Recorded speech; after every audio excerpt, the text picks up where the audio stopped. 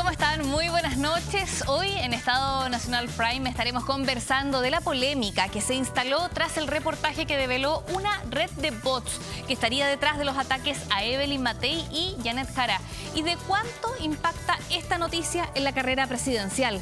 También hablaremos con el senador Matías Walker sobre el futuro del proyecto de voto sin multa en la Cámara Alta y de la urgencia que dio el gobierno al proyecto de aborto. Acá comienza Estado Nacional Prime. Bien, y por supuesto vamos a saludar a nuestros panelistas en esta noche de jueves. Gonzalo Miller, académico y analista político de la Facultad de Gobierno UDD. ¿Cómo estás, Gonzalo? Muy bien, muchas gracias. Bienvenido. Y también Marco Moreno, director del Centro Democracia y Opinión Pública de la Universidad Central. Marco, ¿qué tal? Hola, Valentina. Buenas noches, Gonzalo. ¿Cómo estás? Hoy estamos a 4 de septiembre, se cumplen 3 años del triunfo del rechazo del plebiscito constitucional del primer proceso, ¿cierto? Pero ha sido una semana movida y hoy un día particularmente movido. Partamos por lo que ocurrió hoy. Este reportaje que muestra que hay una red de, no sé si bots, pero de trolls, algunos dicen, o una guerra sucia a través de redes sociales contra Evelyn Matei y Janet Jara. ¿Cuánto creen que ustedes que esto impacta en la carrera presidencial a 2 meses y medio de la elección? Gonzalo. A ver, yo creo que tiene un impacto natural, ¿no? Lo conversamos en algún momento hace un par de meses, cuando decíamos que esto, más allá de que contra quién va dirigido, es algo que distorsiona la opinión pública, distorsiona el diálogo democrático y de alguna manera también afecta, por lo mismo, a la propia democracia, ¿no? Independiente de que vaya dirigido contra uno u otro candidato. Que sea una red u otra, porque, para ser sincero, hoy día se está apuntando a unos bots, por decirlo en jerga, ¿no? Pero es evidente que hay bots en todos lados, ¿no? Que se ha instalado como una mala práctica generalizada, ¿no? Y pareciera ser de que no hay sector que no tenga una barra brava, ¿no? Y el concepto de barra brava le cae bien para especificar a este grupo. ¿Por qué? Porque sus relaciones con los partidos a veces sigue el mismo camino espurio de las barras bravas como ocurrió a veces en los 90, ¿no? Respecto a los partidos, respecto a las campañas. Y sobre eso, no solo afecta al diálogo democrático, creo yo, sesgando la opinión muchas veces a través de las fake news, a rato nos empezamos a acostumbrar malamente, ¿no? Y rápidamente decimos, oiga, es que más del 50% de lo que usted ve en redes sociales es falso. Lo dicen los estudios, ¿no? A nivel internacional. Y como que nos acostumbramos a eso, como que es parte del sesgo, de la distorsión. O sea, cuando usted trata de informarse por redes sociales, asuma de que gran parte de lo que está viendo son cosas que no son ciertas, son faltas o están distorsionadas. Son medias verdades, a lo mejor. Claro, están distorsionadas y están hechas un poco en esta guerra de bandos, ¿no? O de bandas, a esta altura podríamos decir, pero que están en todos lados. Ahora bien, en este caso, en lo que pasó hoy día, lo que demostró el reportaje de Chilevisión, es que habría ciertos personas, ¿no?, detrás de cuentas en redes sociales que atacan a Jara y Matei. Vuelvo a esto que tú dices, Gonzalo, es verdad. Acá puede haber ataques hacia todos lados. Pero en este caso respalda lo que Evelyn Matei había denunciado hace unos meses, ¿cierto? Ella dijo, hay un ataque en mi contra. Entonces, en este caso en particular, ¿puede haber un impacto en la campaña de Matei, por ejemplo? Sin duda, porque estamos frente a lo que técnicamente se conoce como las campañas negativas, ¿no? Cuando tú articulas en este caso, ejércitos o muchas personas, en este caso, porque no eran máquinas, no, sino que eran personas que recibían aparentemente una minuta respecto a lo que había que decir y eso lo amplificaban, da cuenta efectivamente de que estamos frente a este fenómeno de una campaña negativa, ¿no? Que busca fundamentalmente horadar, ¿no es cierto?, de alguna manera desgastar una figura de tu contrincante, del adversario, en fin, porque aquí los ataques iban a todos los lados, hacia el gobierno, hacia Evelyn Matei, hacia Janet Jara, fundamentalmente se concentraban ahí.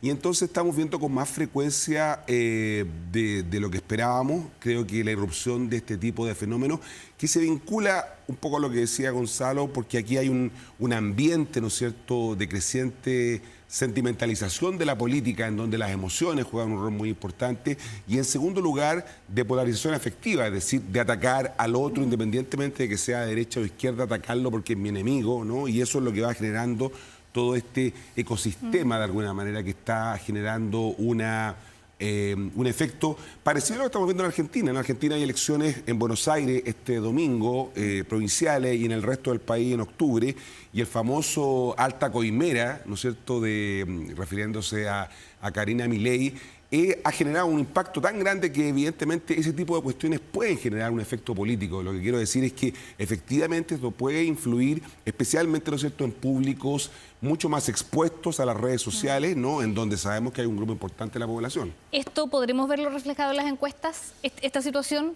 que está ocurriendo ahora, esta revelación con un José Antonio Kast que está liderando las encuestas ya hace bastante tiempo.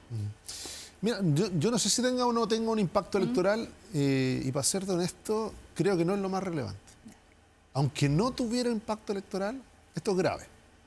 ¿Ah? Aunque no lo tuviera, aunque no moviera la aguja de la encuesta del domingo, que parece que de alguna manera el oráculo, ¿no?, de todo lo que se hace y se deja de hacer. Esto no se vuelve bueno porque no tenga impacto.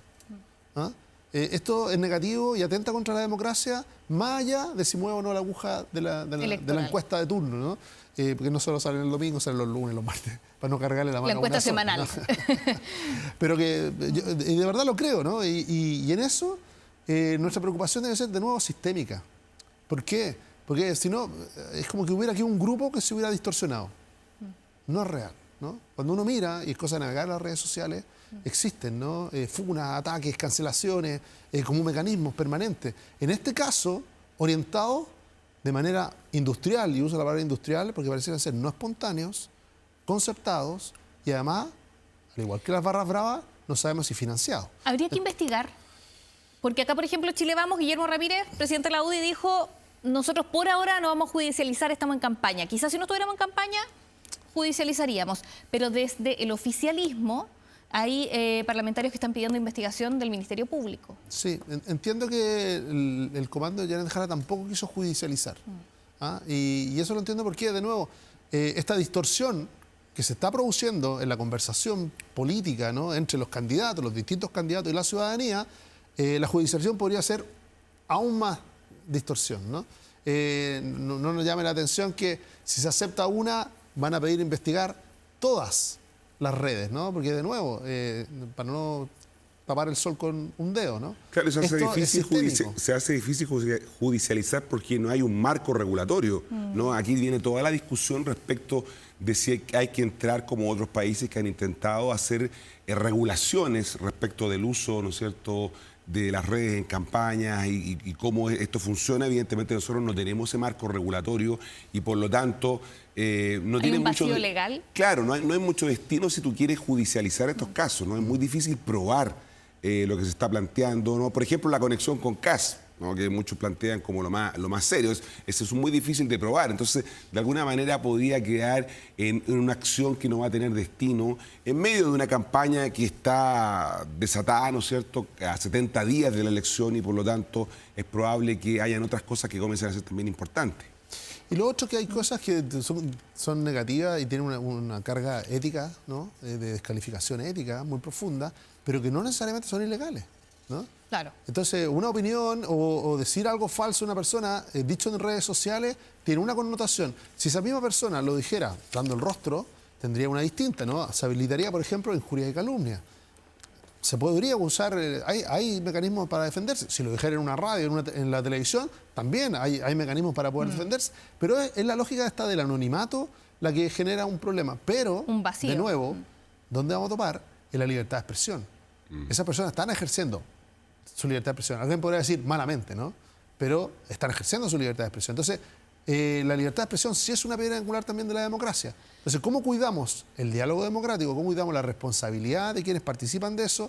Hacemos la educación cívica respecto de que lo que aparece en redes normalmente es información que muchas veces es interesada, distorsionada, sesgada, y cómo el ciudadano empieza a filtrar, ¿no?, a ejercer su propio filtro. Gonzalo Marco, vamos a incorporar a esta conversación al senador Matías Walker, quien está en la región de Coquimbo y se une a nosotros.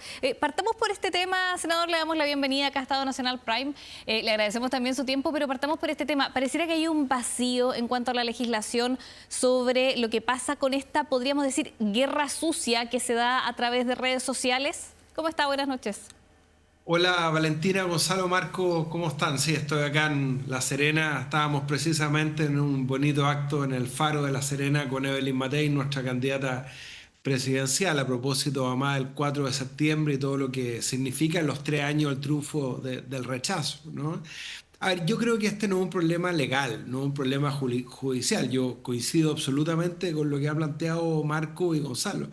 Es un tema ético, un tema político, y los ciudadanos lo que tienen que, de alguna manera, reflexionar, a mi juicio, es si un candidato presidencial, un comando que ocupa trolls, bots, para difamar a otro candidato presidencial, inventándole enfermedades, diciendo cosas falsas, tendientes a engañar a la opinión pública, es digno o no del apoyo popular. Ahora, senador, acá no hay un comando, por lo menos en el reportaje lo que se ve es que hay personas, ¿cierto?, organizadas, pero no un comando o un comando detrás de alguna candidatura específicamente. Bueno, de hecho, por eso hay parlamentarios del oficialismo que están pidiendo al Ministerio Público que investigue, que la Fiscalía cite a declarar, por ejemplo, a Evelyn Matei o a José Antonio Kast.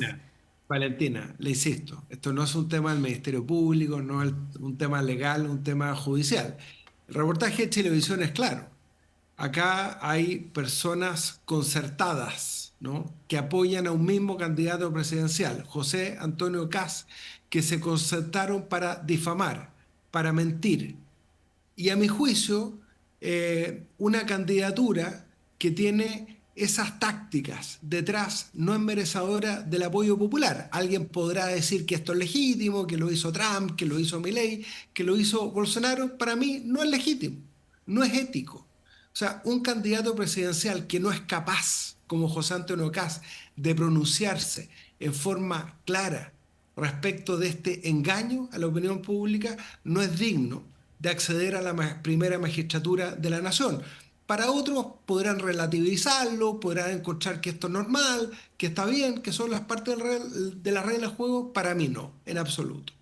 Y usted, senador, ¿cómo propondría que se regulara esta situación? Porque usted dice que quizás aquí hay un tema de ética, ¿cierto?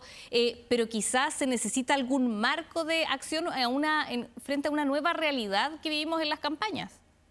Sí, con la senadora Jimena Rincón presentamos un proyecto. Hace 2, 3 años atrás nunca hemos tenido apoyo del gobierno, que habla mucho respecto a este tema, pero ha hecho poco. Lo que pasa es que yo creo que hay que distinguir. Una cosa son las campañas de difamación a través de trolls, a través de bots, ¿no?, de máquinas que reproducen estas mentiras en redes sociales, y otra cosa es atentar contra la libertad de expresión en los medios de comunicación, ¿no? Respecto a las redes sociales, yo creo que hay que regular, efectivamente, y hay que establecer sanciones cuando se utilizan redes sociales de manera concertada, sobre todo utilizando máquinas como son los bots para difamar a un candidato presidencial, engañar a la ciudadanía, por ejemplo, respecto a sus condiciones de salud, porque obviamente eso puede tener consecuencias electorales. Yo espero, y lo dijo Evelyn Matei hoy día, que nos concentremos en las propuestas. De hecho, Evelyn Matei hoy día fue muy digna. Yo estaba en el punto de prensa que hicimos por los 3 años del rechazo, acá en La Serena también le preguntaron, y ella fue muy clara. Dijo, bueno, el tiempo me dio la razón respecto de lo que yo denuncié hace 2 meses atrás. Efectivamente fui afectada, dijo, por estas campañas de difamación. La verdad está saliendo a la luz, pero además con la misma claridad. Ella ha dicho que el problema de Chile hoy día es la delincuencia, es la inseguridad, el desempleo, y que nos vamos a seguir concentrando en las propuestas concretas para que exista un cambio en Chile, para que Chile vuelva a ser un país seguro y volvamos a crecer. Oye, muy cortito, porque está Gonzalo y Marco acá. ¿Están de acuerdo ahí con el senador Walker que esto va más allá del Ministerio Público, de llevar esto a una investigación penal?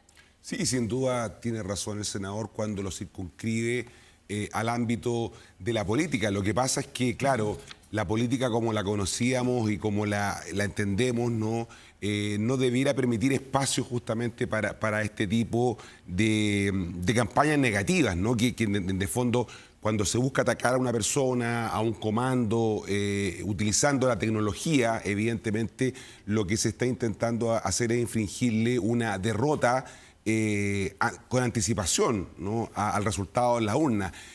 Todo este menoscabo, toda esta erosión de la imagen, de alguna manera, es lo que hace parte de este tipo de campañas negativas que estamos comenzando a verla con mucha más frecuencia de lo que esperábamos en Chile, ¿no? Claro, como dice el senador, no se trata técnicamente de máquinas o granjas de bots, claro, ¿no? Aquí hay personas que se concertaron, ¿no?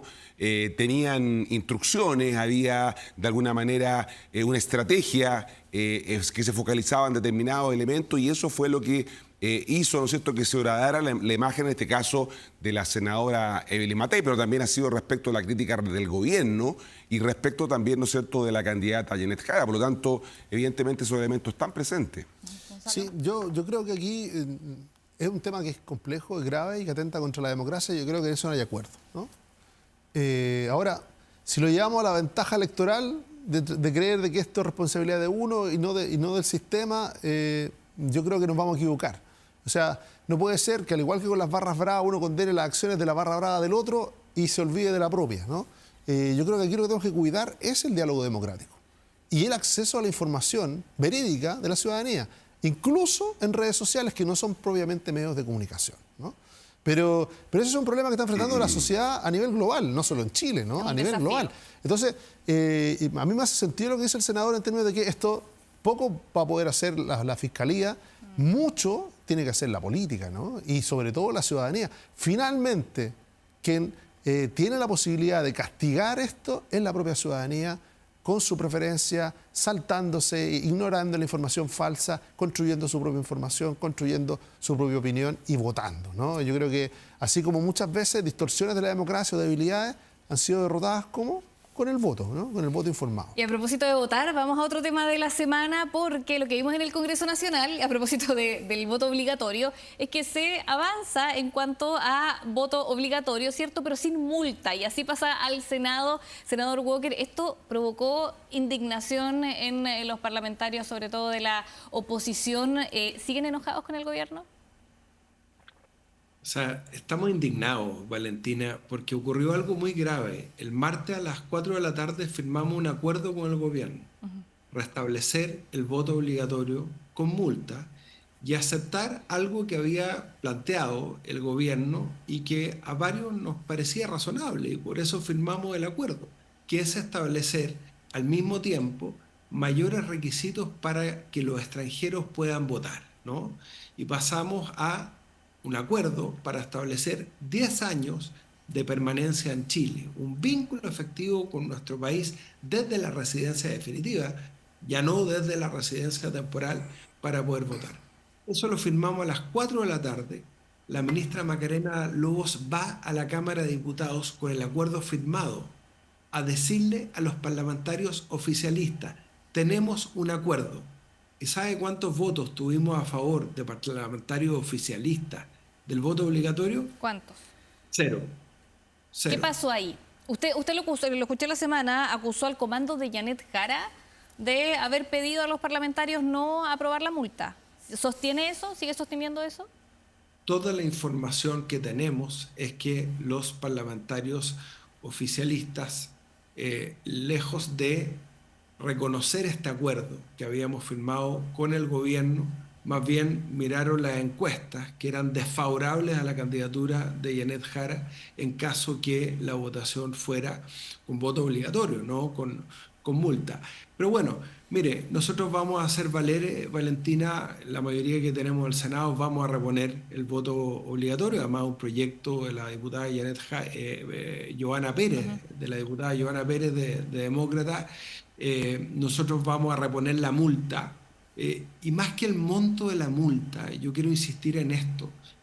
Hay un aforismo jurídico que dice: obligación sin sanción no es obligación. O sea, establecer el voto obligatorio y no aplicar una multa es una quimera, es una burla a la ciudadanía, porque acá hay una obligación que está en la Constitución y que mandata a los poderes colegisladores para regular el monto de la multa, el monto de las sanciones, y por eso es que la diputada Johanna Pérez presentó este proyecto que el gobierno se comprometió por escrito a poder respetar. Eso no se hizo, eso es grave, pero vamos a seguir insistiendo sobre la base de que se le coloque discusión inmediata al proyecto, zanjar esto la próxima semana, aprobarlo en el Senado y en la Cámara y concentrarnos en la agenda de seguridad y reactivación económica, que es lo Senador, que más está esperando la ciudadanía. sí, usted nos dice, queremos darle urgencia al proyecto. ¿Cuándo estaría listo, pensando que las elecciones ya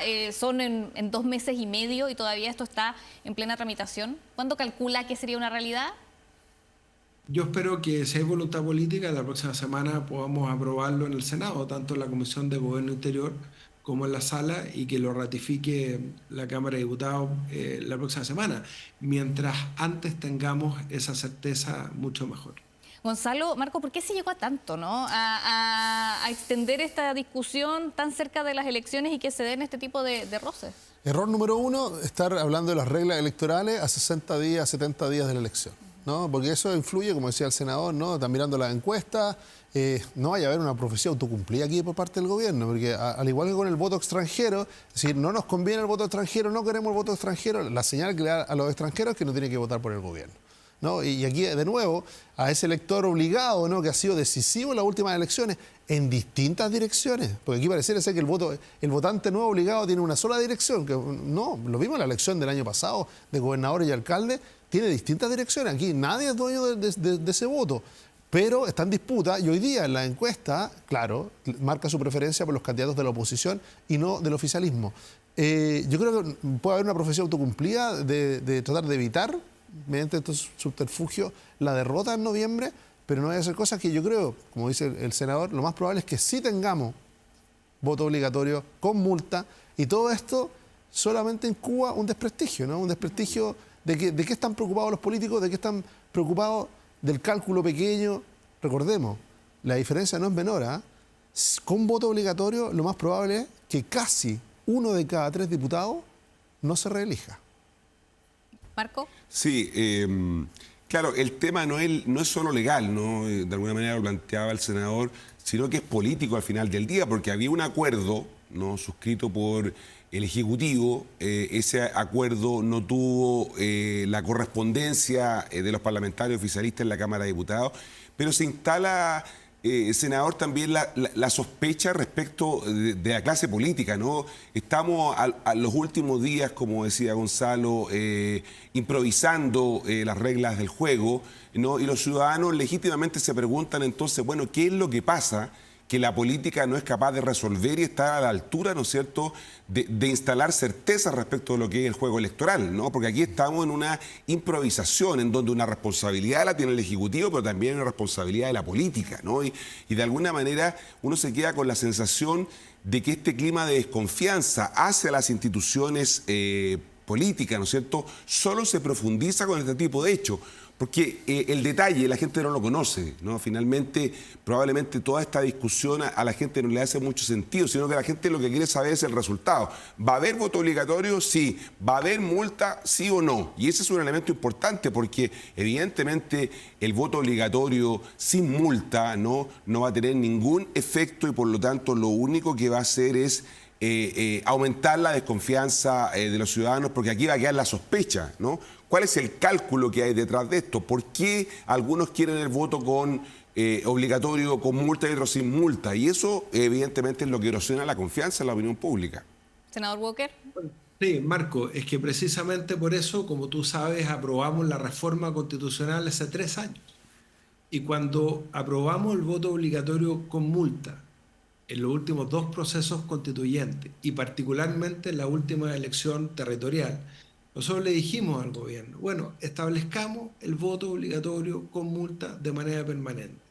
Y el gobierno insistió en que lo discutiéramos elección por elección.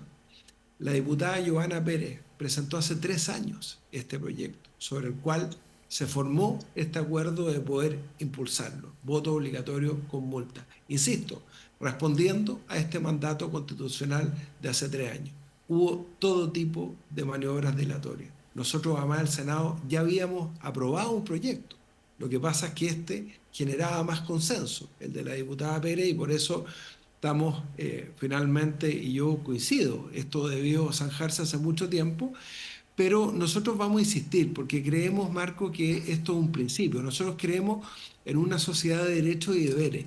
Y además, y ustedes lo saben, la discusión del voto obligatorio, el voto voluntario, más allá de esta discusión filosófica, no son fines en sí mismos, son medios para que exista más participación. ¿Queremos tener más participación o no? Y ustedes lo saben mejor que yo, que la experiencia empírica ha demostrado que con voto obligatorio vota más gente de todos los estratos Senador. socioeconómicos, no solamente la gente cautiva de los municipios, del Estado, sino que finalmente gente que decide las elecciones, porque acá se aplica la ley de los grandes números y mientras más gente vote, si votan 13 millones de personas, finalmente vamos a obtener autoridades legitimadas electoralmente y eso es bueno para la democracia, Valentina. Sí, senador, le quería preguntar respecto del rol del ministro Elizalde, porque usted acá nos contaba y también se supo que la ministra Macarena Lobos llegó a un acuerdo, es cierto, para avanzar con la tramitación, pero aquí también se ha hablado del rol del ministro Elizalde en toda esta tramitación. ¿Le atribuye alguna responsabilidad a que haya avanzado el proyecto pero sin multa? Yo ayer conversé con el ministro Álvaro Elizalde, yo tengo una muy buena relación con él, fuimos colegas, me siento amigo del ministro Elizalde, pero le hice ver que él tiene un liderazgo. Él fue presidente del Partido Socialista, el subsecretario de la SECPRES, Nicolás Facuse, que hemos trabajado muy bien con él, también es militante del Partido Socialista.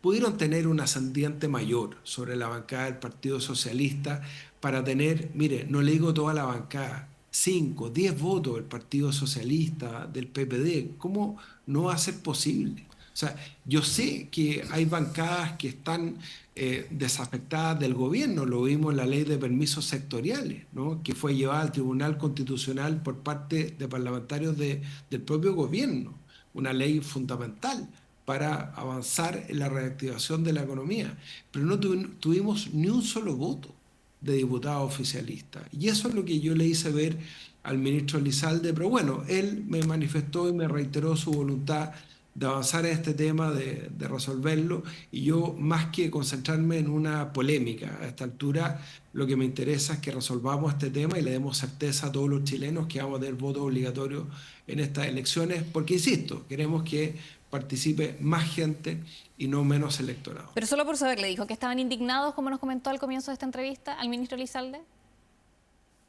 Sí, él sabe que yo lo dije públicamente, él me explicó que en ningún momento quiso ser un obstáculo a las gestiones que estaba haciendo la ministra Macarena Lobo, pero yo lo que le pedí es que más que no ser obstáculo sea un apoyo y que en definitiva podamos tener voto obligatorio porque tenemos la convicción, dejando cualquier calculadora de lado, que esto es bueno para la democracia. Senador, y hubo esta semana a propósito de esto también un abandono de la sala, se habló de freno legislativo. ¿Va a ser ese un camino que se va a seguir o fue solo un acto en el contexto de lo que ocurrió con el voto obligatorio? No, no es que abandonamos la sala. Lo que pasa es que el reglamento del Senado permite tener segunda discusión en algunos proyectos.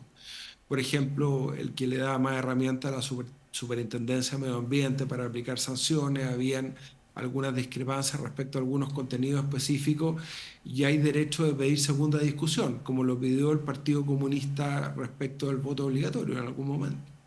Y eso es un derecho legítimo que pueden tener los senadores. Lo que sí hemos hecho un llamado al gobierno, y yo lo hablé con la ministra Lobos, con el ministro Elizalde, con el ministro de Hacienda ayer, para restablecer el clima de acuerdos en el Senado, el mismo clima de acuerdos que nos permitió tener una reforma de pensiones a principios de este año y que hoy permite que mayores de 82 años puedan haber aumentado su pensión básica solidaria a 250.000 pesos, por ejemplo. Marco Gonzalo, si tienen alguna pregunta también para el senador en este tema, antes de avanzar hacia otras materias en la entrevista, también son bienvenidas las preguntas. Sí, no, yo quería aprovechar, senador, porque usted lo dice, ¿no? Y cuando uno va a las matemáticas y entiende un poco la lógica general parlamentaria, es muy extraño, por no decirlo, de que no haya habido un solo voto del oficialismo. Se necesitaban 2. Con 2 votos se aprobaba, ¿no? Y se cumplía. Y resulta que el Partido Socialista solo tiene más de 20 tantos diputados. O sea, ni el jefe de bancada del Partido Socialista necesitaban solo 2 votos. Entonces, ese rigor, ¿no? O sea, yo lo pienso al revés. Si el gobierno hubiera querido mover a todos sus diputados del oficialismo en un sentido contrario, yo creo que le habría costado mucho. Es muy antinatural, diría, ese mismo movimiento inverso, ¿no? Es decir, de que nadie se saliera. Y además, muy ordenado, porque Frente Amplio y Partido Comunista, en contra. Partido Socialista, abstención. ¿Qué le parece eso, senador? Sí, yo lo dije en la semana, Gonzalo, pues además son normas de quórum. Entonces, al final, abstenerse es lo mismo que votar en contra, o no votar. Y eso le hace daño a la democracia, porque además ellos tenían a la vista un papel que habíamos firmado. Ellos decían, no, lo que pasa es que estamos de acuerdo con el voto obligatorio, pero queremos más requisitos para los extranjeros. Entonces, nosotros le dijimos, perfecto, firmamos un acuerdo, más requisitos para los extranjeros, 10 años de avecindamiento en Chile, desde la residencia definitiva, no desde la residencia. Entonces ya no tenían ninguna excusa para no votar a favor del proyecto. Entonces, bueno, yo lo encuentro lamentable, esto daña las confianzas, pero insisto, o sea, más que seguirnos quejando o peleando, vamos a insistir en que la próxima semana podamos resolver esto para darle certeza a la ciudadanía y concentrarnos en los temas que le importa a la gente. Viene el proyecto que crea un nuevo servicio de acceso a la justicia, que crea la Defensoría para las Víctimas de la Delincuencia. Eso es muy importante. Entonces, la ley de cabotaje para todos los puertos, liberalizar el comercio, son proyectos fundamentales que hemos trabajado en las comisiones. Estamos abordando el nuevo Sistema Nacional de Apoyo y Cuidados para todas las personas enfermas con discapacidad, para los adultos mayores, para los niños, la Comisión de Infancia, de Familia. Entonces, mientras más nos trabamos en estas discusiones políticas que deberían haber estado zanjadas hace 3 años, ¿cierto?, más se retrasa la agenda social, de seguridad, de reactivación de la economía. Estamos con cifras de desempleo de prácticamente 2 dígitos en el caso de las mujeres. Entonces, tenemos que concentrarnos en los temas que importan y para eso hay que partir por cumplir los acuerdos. ¿Marco? Sí, senador, pero para ser claro, ¿hay algún riesgo alto de que efectivamente los senadores oficialistas tengan una conducta de decisión respecto a este tema similar a la de la Cámara de Diputados, o usted eso lo ve como muy improbable? Aunque claro, en política todo puede ser, no estamos en ese escenario, pero hay que ponerse también en la posibilidad de que esto efectivamente tuviera un tratamiento parecido al de la Cámara de Diputados. ¿Eso lo ve probable o muy imposible de que eso ocurra? Yo la verdad, Marcos, confío en la honorabilidad y en la seriedad de varios senadores que son de gobierno, que son oficialistas, que han manifestado estar dispuestos a aprobar sanciones para que efectivamente el voto sea obligatorio. Yo creo que el Senado, así como fue capaz de lograr un acuerdo en materia de pensiones a principios de año, yo espero que la próxima semana logre un acuerdo para restablecer el voto obligatorio en estas elecciones. El mismo Senado que se quiso eliminar en este proceso constituyente que rechazaron los chilenos hace 3 años, el 4 de septiembre del año 2022, va a dar muestras de razonabilidad y de respeto a las tradiciones democráticas. Estoy seguro que así va a ocurrir. Senador, y bueno, estamos hablando de proyectos en el Congreso, ¿cierto? Y el gobierno, supimos hoy, le dio urgencia al proyecto de aborto a partir de las 14 semanas. ¿Ve posibilidades de que avance este proyecto de ley? Bueno, claramente no es una prioridad de la ciudadanía y al no ser una prioridad de la ciudadanía tampoco es una prioridad del Congreso. Yo creo que el gobierno sabe que este proyecto que va más allá de las 3 causales, ¿no es cierto?, que aprobamos, ¿no es cierto?, el gobierno, la presidenta Bachelet, y que lo que hace es establecer un aborto libre por plazo hasta las 14 semanas, sin causales, ¿no es cierto? Es un proyecto que probablemente le habla a un electorado más bien de izquierda, pero que no interpreta a la inmensa mayoría de los chilenos. Yo creo que es un error. Como todos los proyectos de ley, habrá que discutirlos. En el Senado vamos a votar pronto el proyecto de eutanasia que viene de la Comisión de Salud. Esa va a ser otra discusión que viene hace mucho tiempo, pero que es distinta, ¿no? Porque este es un proyecto, la eutanasia, que ya pasó por la Varios Cámara años de ya. Diputados, es un tema sensible, pero no es un proyecto que aparezca de la nada, ¿no? De un día para otro, para que se empiece a discutir antes de las elecciones. Yo creo que discutir proyectos Ahora, de los senador, mal denominados temas valóricos antes de las elecciones, yo creo no es una buena idea. Ahora, senador, Pero había como estado todo en los proyecto que mensajes va- presidenciales y la ministra Orellana Sí. dice, es importante que los debates se den. ¿Cómo toma esas palabras? Al menos que se den los debates, dice la ministra de la Mujer. No, por supuesto, sí, para eso estamos, para eso nos eligieron, para debatir. Eh, Sobre el tema de fondo, yo he fijado mi posición hace mucho tiempo. Yo voté a favor la despenalización de la interrupción del embarazo en 3 causales, porque eran causales muy excepcionales, muy definidas, en caso de violación, inviabilidad fetal, no riesgo para la vida de la madre, que son temas que la praxis médica además ha admitido. Pero yo creo que el ser humano que está en gestación es digno de protección jurídica. Otros creen que no, es una discusión legítima. Bueno, vamos a tener esa discusión y vamos a hablar sobre la base de esos principios. Yo quiero recordar que el Pacto de San José de Costa Rica, la Convención Americana de Derechos Humanos, protege en general la vida del que está por nacer. Y Chile no puede atentar contra tratados internacionales de derechos humanos. También el Pacto de San José. Senador Matías Walker, muchas gracias por su tiempo y esta conversación en Estado Nacional Prime de este día jueves. Muchas gracias y buenas noches. Gracias, Valentina, Gonzalo Marcos. Un abrazo, estén bien. Y nosotros vamos a una breve pausa en Estado Nacional, pero luego regresamos con más temas que han estado presentes en esta semana.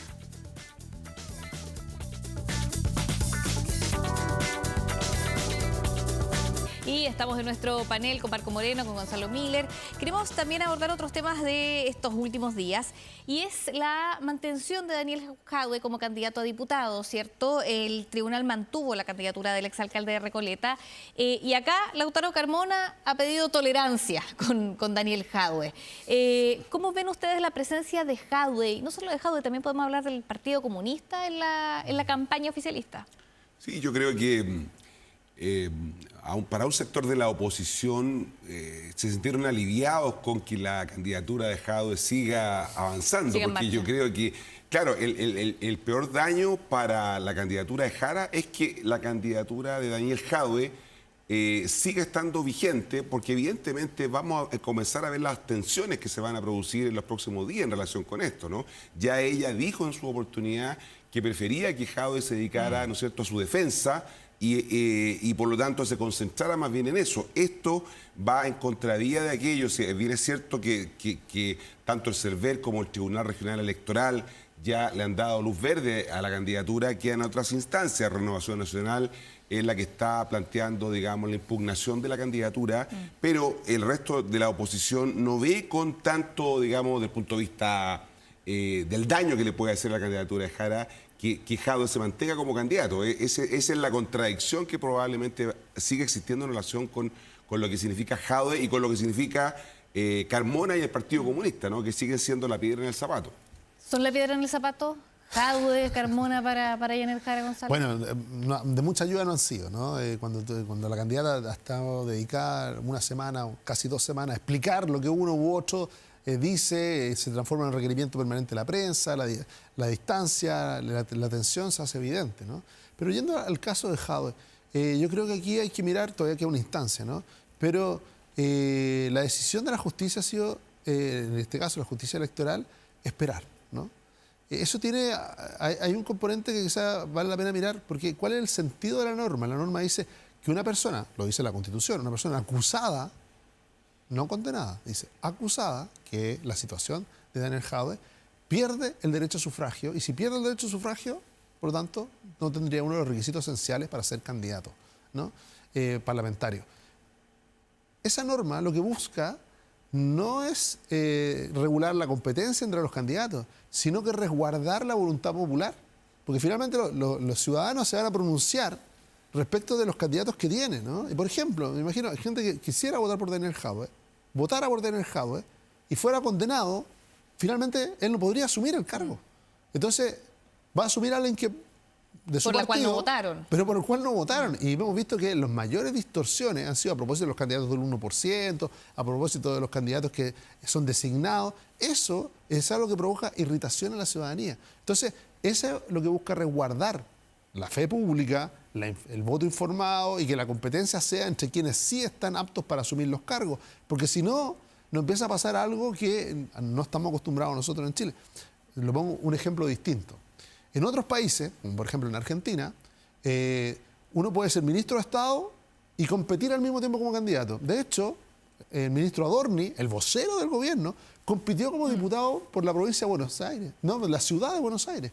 Ganó ampliamente, eligió, no solamente se eligió él, eligió otros 3 y dijo, bueno, yo no asumo, asumen otros 3, por los cuales la gente no votó.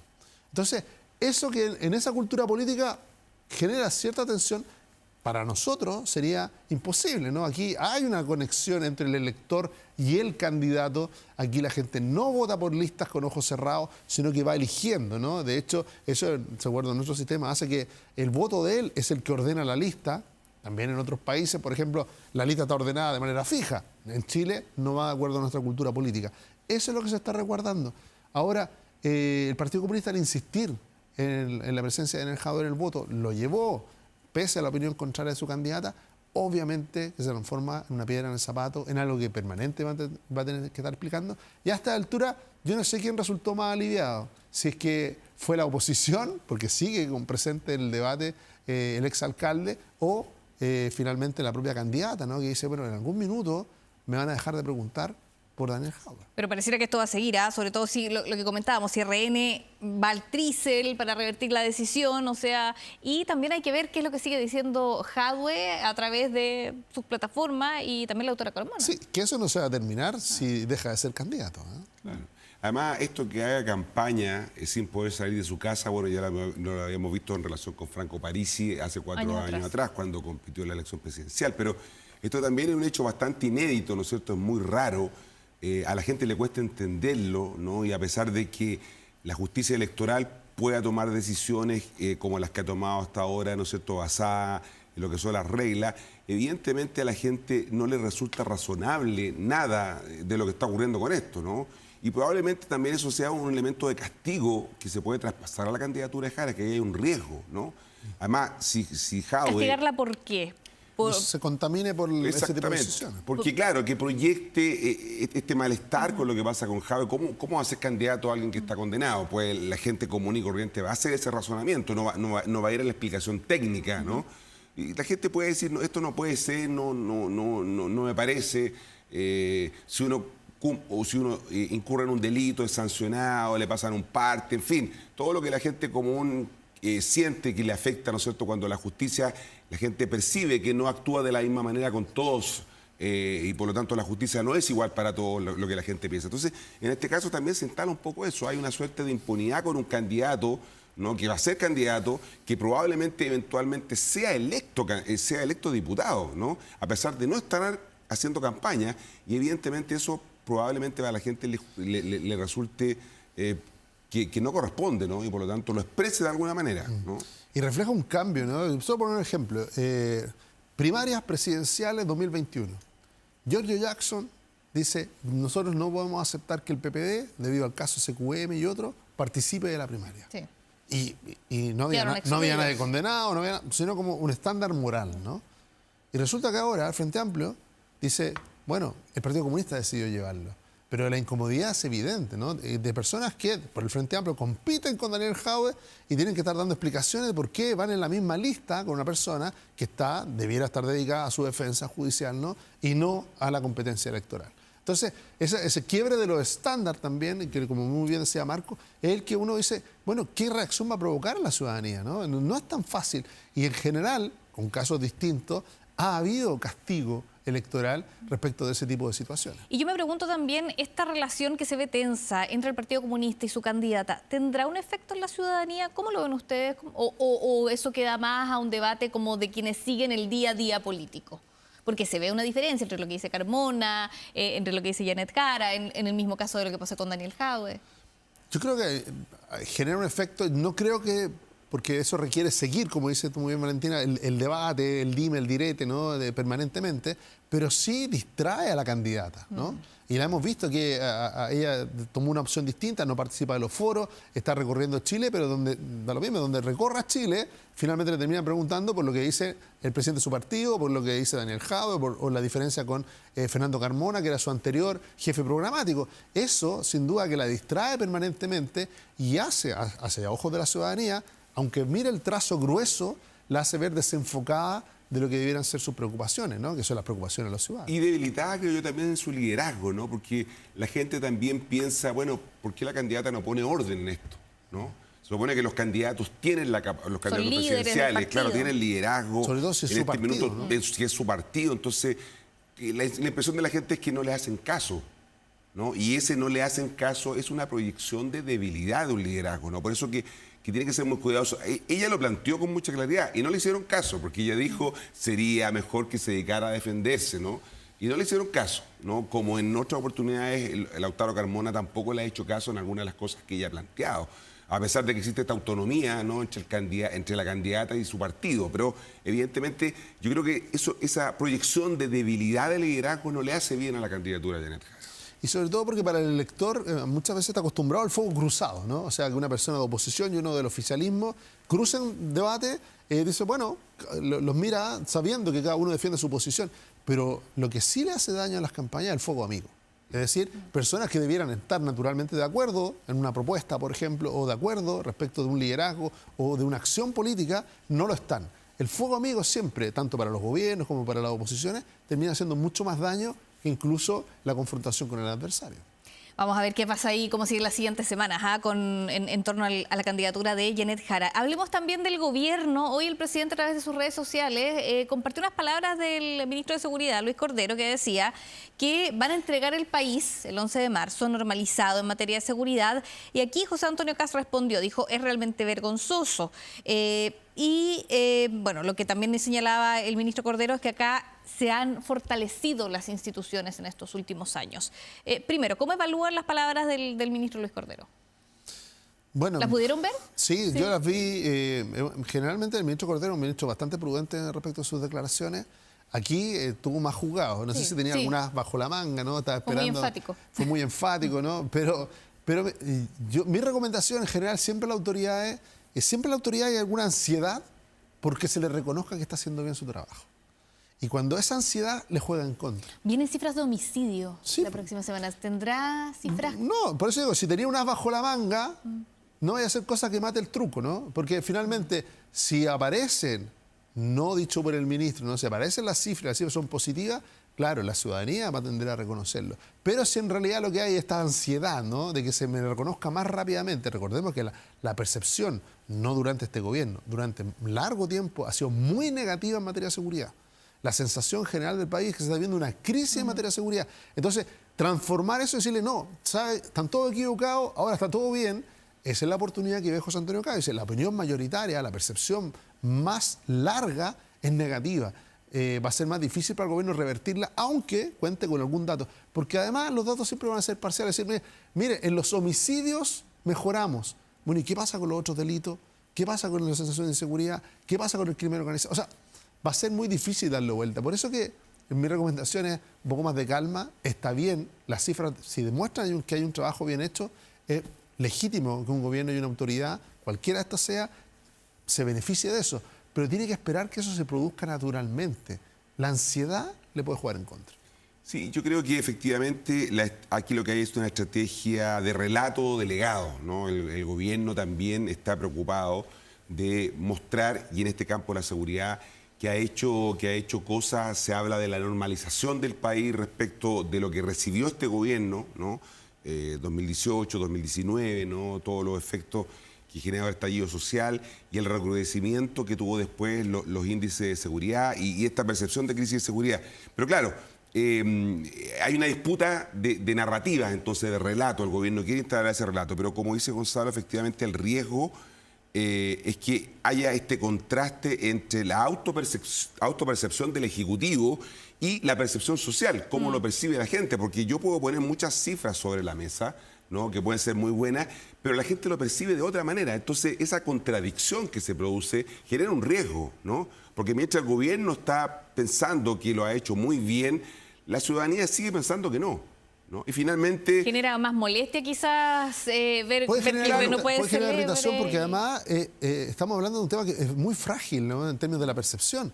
Porque basta que aparezcan estas cifras positivas y por lo tanto el gobierno legítimamente puede decir, oiga, tengo una cifra positiva en esta materia de homicidio, y basta que tengamos un mal fin de semana para que todo eso se derrumbe, ¿no? Le ocurrió en la Araucanía, donde también tenía cifras positivas, ocurrieron 2 o 3 eventos muy, muy duros, muy sangrientos, y de nuevo la percepción se cayó, ¿no? Digamos que no se había avanzado, y de hecho el propio gobierno terminó pidiendo a las Fuerzas Armadas mayor presencia, que mayor el crimen de los carabineros en Los Álamos, por ejemplo, por eso, entonces, que causa mucho impacto. Por eso hay que tener un poquito menor ansiedad. También, no lo olvidemos, todo lo que se diga en estos 70 días se lee en 2 códigos. El código electoral está presente. Entonces, también la ciudadanía dice, bueno, esto me lo dice ¿por qué? Porque hay elecciones el 14 de noviembre. Eso, o sea, puede ser legado, como dijo Marco, ¿cierto? Acá el gobierno también está pensando en el legado, pero también puede ser en clave electoral, Marco. O sea, claro, se le estará hablando a Kast, en donde uno de los principales temas en este gobierno de emergencia que propone José Antonio Kast es enfrentar la crisis de seguridad. Claro, lo que pasa es que el problema es que esta narrativa que el gobierno quiere instalar tiene que dialogar, ¿no es cierto?, con la experiencia cotidiana de las personas, uno. Y en segundo lugar, evidentemente la gente puede percibir como que esto es un intento de uso electoral, ¿no? Pues evidentemente para mostrar resultados. Recordemos que el gobierno también está siendo evaluado en la elección de fin de año, ¿no?